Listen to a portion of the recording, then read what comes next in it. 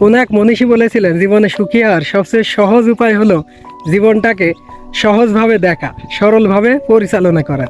জীবনে ঘটে যাওয়া খুঁটিনাটি বিষয়কে অতিরিক্ত সিরিয়াস না ভাবা।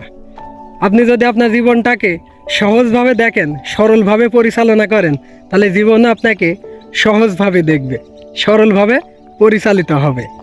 প্রিয় দর্শক, আসসালামু আলাইকুম। আপনি বেশিরভাগ সুসাইড কেস বা আত্মহত্যার ঘটনা একটা কমন জিনিস ফেস করবেন, সেটা হলো ভিকটিম মারা যাওয়ার আগে তার পরিবারের উদ্দেশ্যে, তার কাছের মানুষের উদ্দেশ্যে একটি চিরকুট লিখে যায়।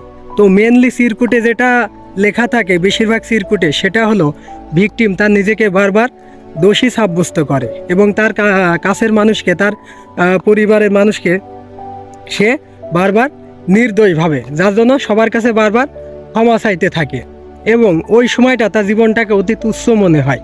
সে